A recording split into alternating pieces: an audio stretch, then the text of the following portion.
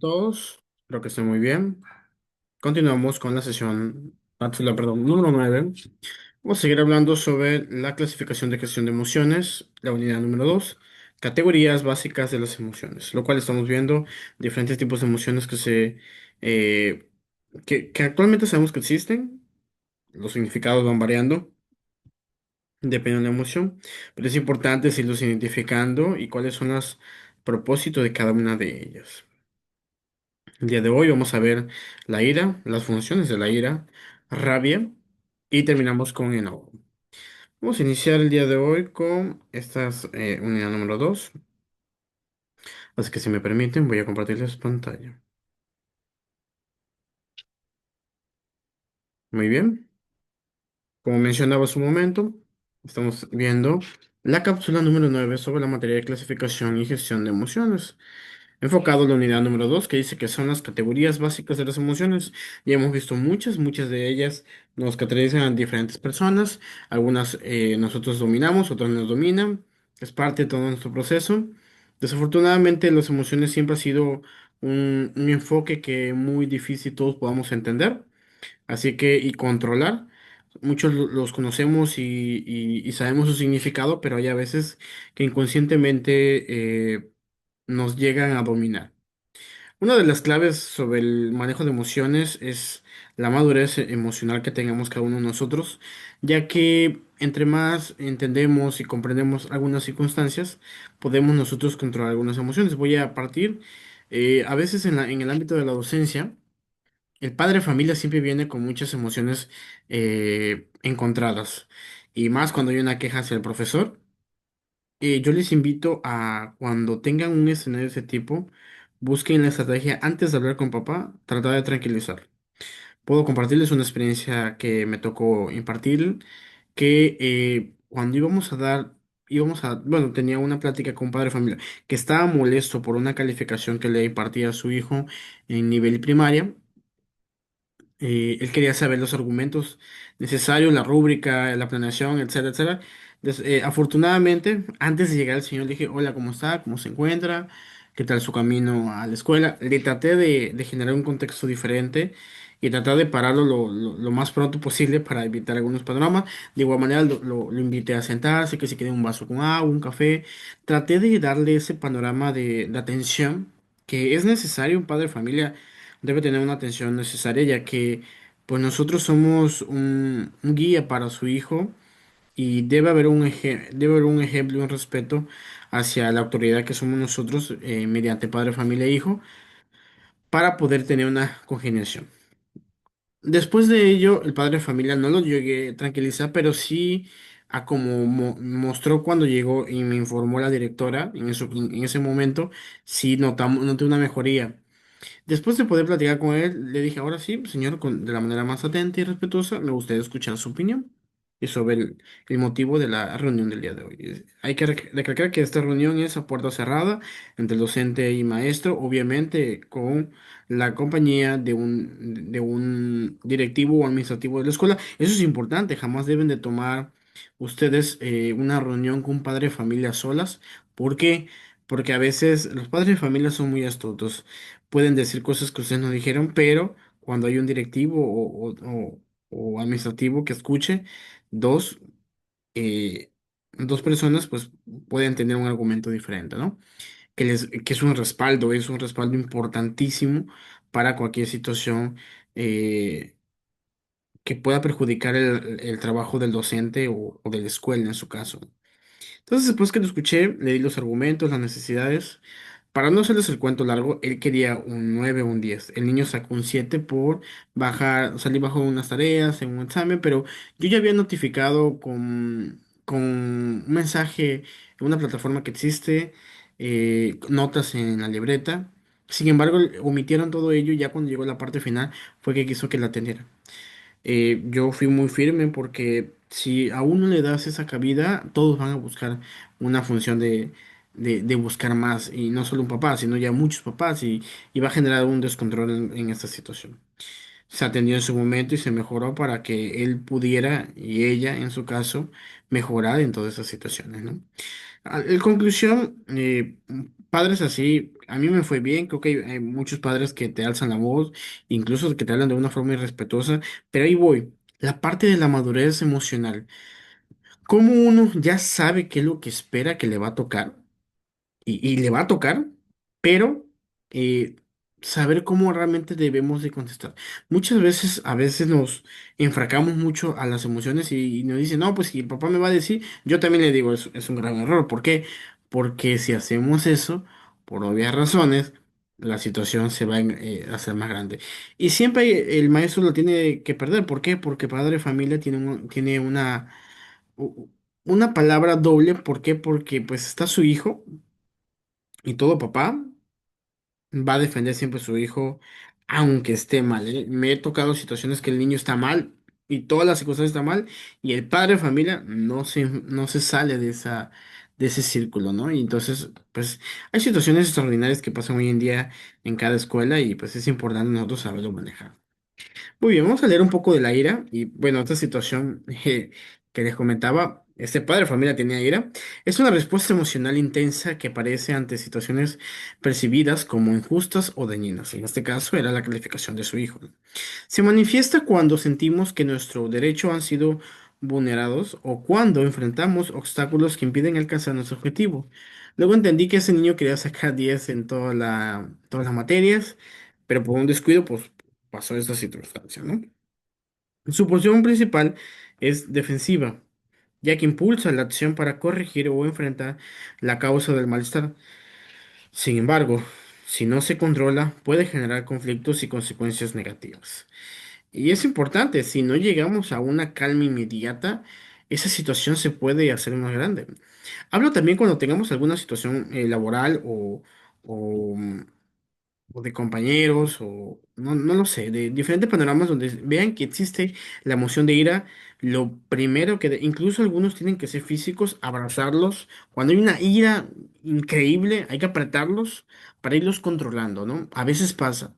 Me tocó en algún momento ver algunos chicos jugando fútbol y vi que uno se enojó bastante y otro llegó y lo abrazó y se controló. Obviamente, ese que lo abraza tiene que ser alguien cercano y obviamente que tenga la confianza de que se haga, para que pues vayan controlando, porque a veces la ira, desafortunadamente en diferentes personas es muy alto y luego es muy difícil controlarlo. Funciones de ira. La ira activa el cuerpo y la mente, aumentando la energía, la tensión muscular y la velocidad del pensamiento. ¿Qué nos puede dar a entender esto? Es como una adrenalina, ¿no? Una adrenalina que hace que todas nuestras funciones del cuerpo humano estén alterados y obviamente se manifiesta en diferentes circunstancias, ¿no? Entonces, sus señales están el aumento del tono, la de voz, la aceleración del pulso y la expresión facial del tensa. En niveles moderados pueden ser constructivas, ayudando a establecer límites y defender valores personales. En exceso, sin embargo, puede afectar las relaciones y salud emocional. Hay personas, y hay que dejarlo muy claro, que parecen de esta emoción y que incluso es una necesidad que deben de controlar, ya que es muy frecuente en su persona y si no existe un control, como bien dice en la última, puede tener daños en la salud emocional y afectar las relaciones en grupos o incluso familiares, personales, etcétera, etcétera. Es muy importante que lo vayamos entendiendo y que lo vayamos captando, que es una emoción muy compleja que existe hoy en día y hay que tenerlos claros, toda esa contraparte. Muy bien, ahora vamos a iniciar con la rabia. Muchas veces piensan que la rabia, en su caso la furia, son lo mismo, o en su caso la ira. No, no, son dos contextos diferentes. La rabia es una forma intensa de ira, es decir, como que pasa de nivel, ¿no? Que surge cuando una persona se siente profundamente ofendida y frustrada. Se caracteriza por una fuerte necesidad de reacciones ante lo que se percibe como una amenaza o injusticia. Muchas veces pasa que la rabia puede generar que sea muy contagiosa para un entorno social.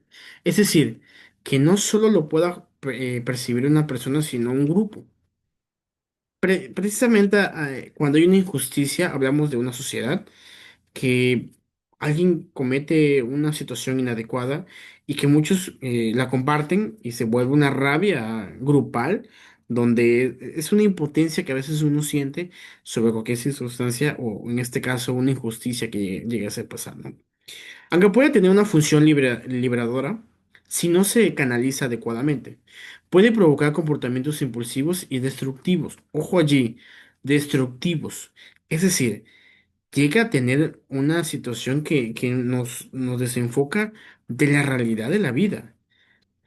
Hago mucho énfasis en este tema porque hemos visto muchas personas que actúan de esta manera.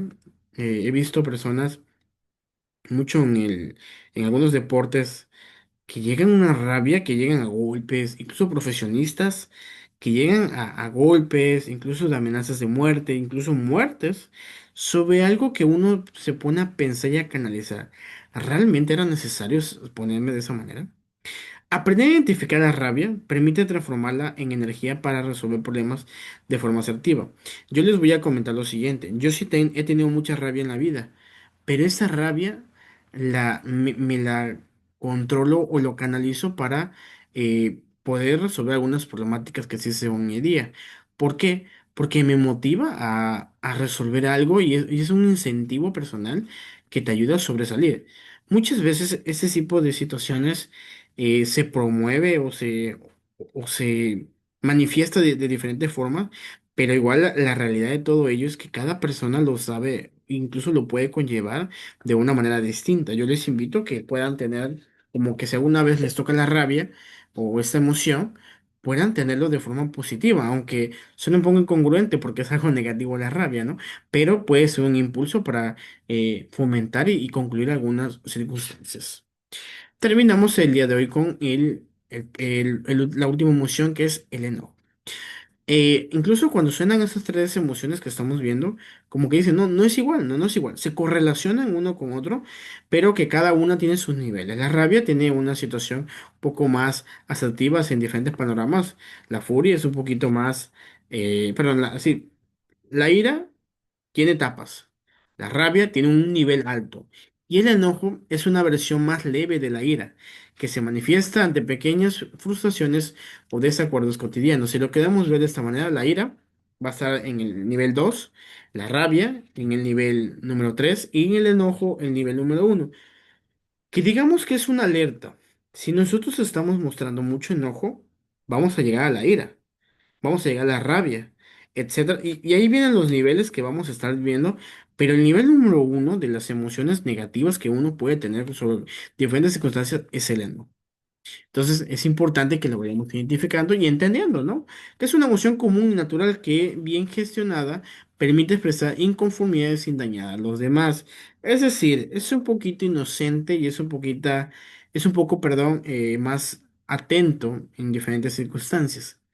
Entonces, el enojo podemos conllevarlo y es una autodefensa del cuerpo humano cuando tenemos un disgusto de alguna situación. El enojo puede servir como una señal de límites personales, mostrando la necesidad de respeto o de atención a nuestras emociones. Y yo creo que vamos a quedarnos con la siguiente frase. Enojo, una señal de límites personales. ¿Cuántas veces a nosotros no nos gusta algo y mostramos un enojo sobre un grupo social, una persona, una acción, un objeto, etcétera, etcétera, y nos ayuda a decir, basta, hasta aquí. ¿Para qué voy a seguirme enojando o viviendo estos panoramas si yo puedo decir hasta aquí o no quiero o no puedo, etcétera, etcétera? Entonces, nos ayuda a una autodefensa personal y autocrítica sobre cualquier situación que se esté presentando y mejorarla. Porque realmente estas son las circunstancias que debemos de tomar en cuenta. Porque todas estas emociones que estamos viendo el día de hoy, todos lo sentimos. O alguna vez en la vida lo vamos a sentir. Aquí lo importante es, primero, identificarlas, dos, saberlas conllevar. La estrategia que les estoy comentando sobre la rabia, incluso el enojo o la ira, podemos conllevarlo y decir, ¿por qué hacerlo de forma negativa si también puede ser como un impulso para algo positivo? Muchas veces cuando maduramos emocionalmente sobre este tipo de situaciones, lo vemos de esta forma. Precisamente cuando vemos estas emociones mostradas en otras personas, sabemos que no tienen control de ello y debemos de saber cómo saberlos manejar. que es mucho la atención y al controlar todas estas emociones. Esa es la clave para, si algún momento les toca estas situaciones, chicos, puedan poderla conllevar de esta misma manera. Hasta aquí la cápsula de hoy. Agradezco mucho su atención. Hasta luego.